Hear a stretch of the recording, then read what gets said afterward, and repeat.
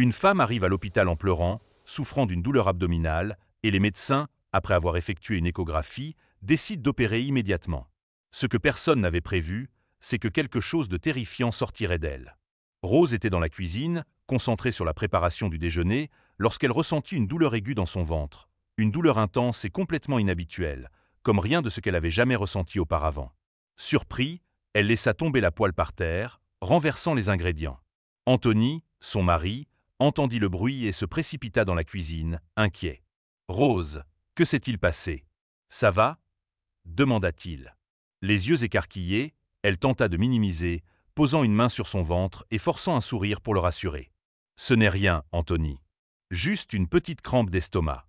La douleur est passée maintenant. » Malgré cela, il l'aida à nettoyer le bazar causé par la poêle tombée. Mais Anthony ne pouvait ignorer ce qu'il avait remarqué ces derniers jours. D'un ton prudent, sachant combien sa femme se souciait de son corps, il remarqua « J'ai déjà remarqué que ton ventre semble un peu gonflé ces derniers temps. Tu ne penses pas qu'il serait mieux de consulter un médecin à ce sujet ?» Rose roula des yeux, rejetant le commentaire de son mari. « Un gonflement? Ça ne veut rien dire, Anthony. J'ai trop mangé ces dernières semaines, c'est tout. Je vais juste m'entraîner plus dur, réduire un peu ma nourriture, et tu verras, tout ira bien bientôt. » Anthony, cependant, persista, bien que d'un ton moqueur. « Tout de même, ça vaut la peine de vérifier. Tu n'as jamais pris du poids de nulle part comme ça. Si je ne savais pas que nous ne pouvions plus avoir d'enfants, je dirais que tu es enceinte. » Elle éclata de rire et secoua la tête. « Oh Anthony, ce n'est pas du tout ça. » Pourtant, son expression demeurait inquiète. Dans les jours qui suivirent, Rose s'efforça de suivre un régime strict et d'intensifier sa routine d'exercice. Elle courut, fit du vélo et surveilla soigneusement ce qu'elle mangeait, mais à sa grande surprise, son ventre ne rétrécit pas. En fait, il semblait devenir plus gros chaque jour. Ce qui l'inquiétait le plus, cependant, c'était la douleur, qui devint constante, accompagnée de cette étrange sensation de quelque chose se déplaçant à l'intérieur d'elle. Rose tenta de se convaincre que ce n'était que son imagination qui lui jouait des tours. Un peu plus tard, Anthony entra dans la pièce et remarqua l'air préoccupé de sa femme. « Rose, ça suffit. Ça a trop duré. Il faut que tu ailles à l'hôpital. Tu ne peux pas continuer à ignorer cette douleur et ce gonflement. » Elle secoua la tête. « Pas aujourd'hui. Les enfants viennent rendre visite et je veux profiter de la journée avec eux. Je vais préparer du thé et la douleur passera bientôt. C'est probablement juste de la rétention d'eau. C'est tout. Tu es trop têtu. Un jour, je serai obligé de te traîner là-bas de force. » Anthony en profita alors pour expliquer aux enfants que leur mère souffrait de douleurs abdominales et d'un ventre qui gonflait, mais que, têtue comme elle était, elle refusait d'aller à l'hôpital. Tentant de les rassurer, Rose commença à dire que tout allait bien, mais soudainement, une douleur intense, encore plus forte que les précédentes, envahit son corps. Elle pouvait à peine tenir debout et faillit s'effondrer, soutenue seulement par son fils aîné. Tout le monde devint inquiet, insistant pour qu'elle aille à l'hôpital, mais Rose refusa encore.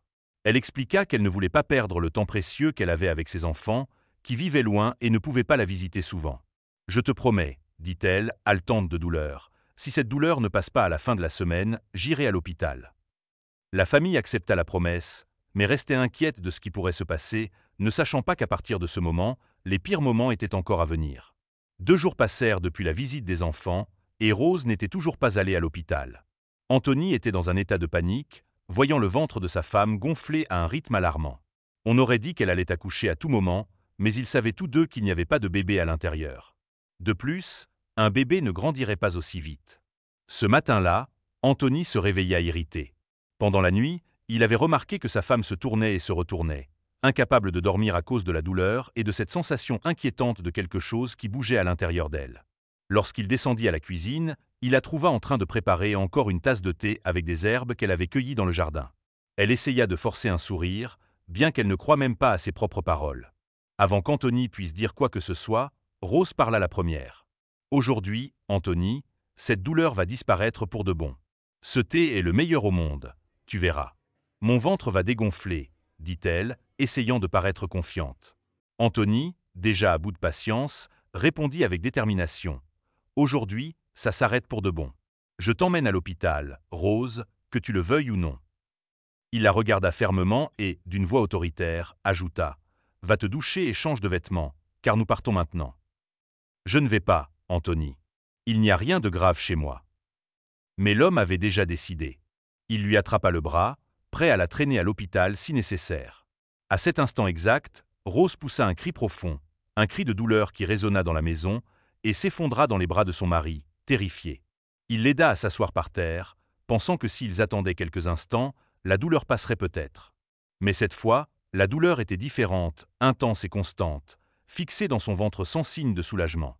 Rose commença à sentir le mouvement étrange à l'intérieur d'elle s'intensifier, comme si quelque chose était vivant à l'intérieur d'elle, essayant de sortir.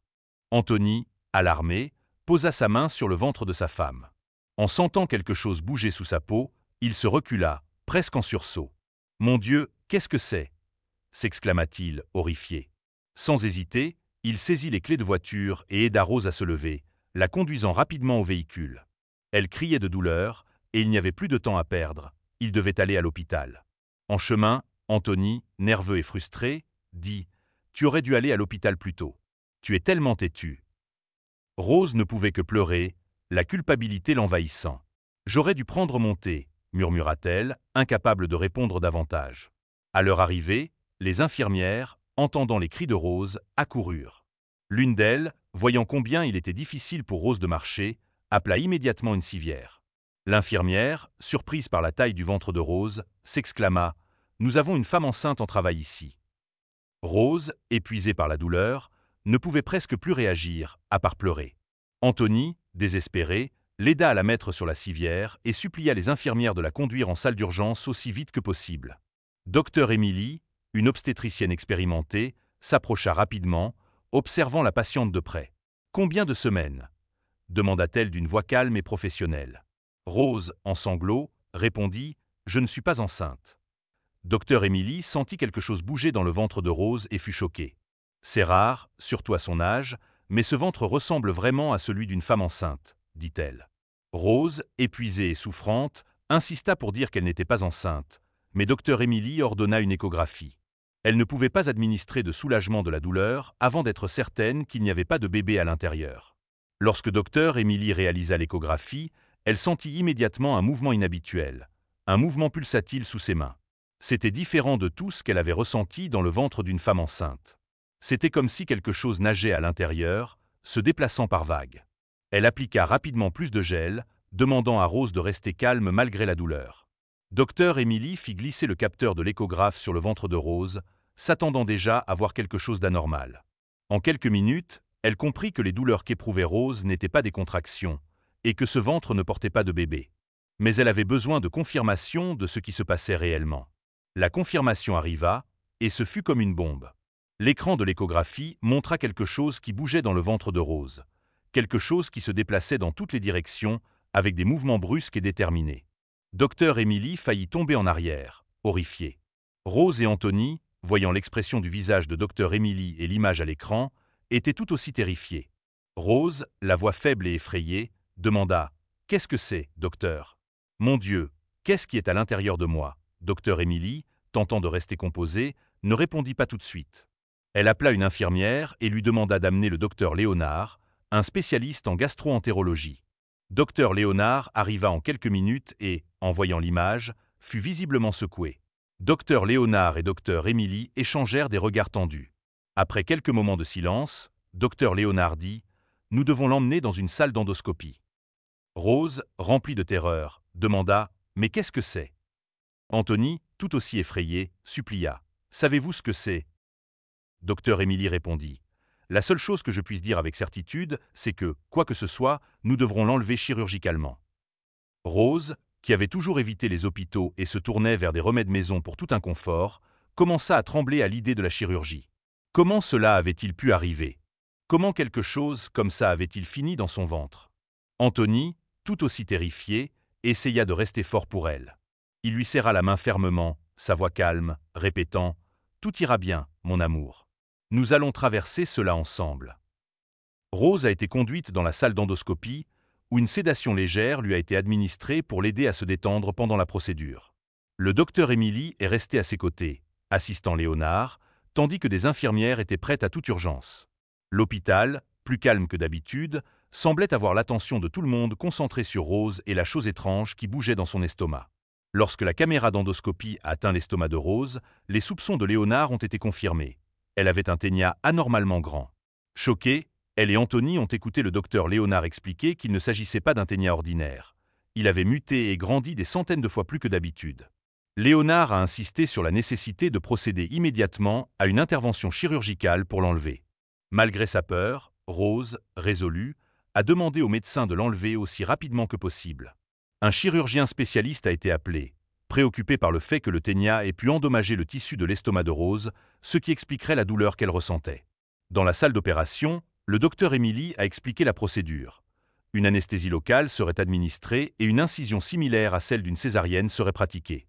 Léonard a rassuré Rose, « Vous ne ressentirez aucune douleur, et bientôt le parasite sera sorti de vous. » Les médecins ont ensuite effectué d'autres tests sur Rose et ont confirmé que son estomac n'avait pas été endommagé et qu'il ne restait aucun résidu du parasite dans son corps.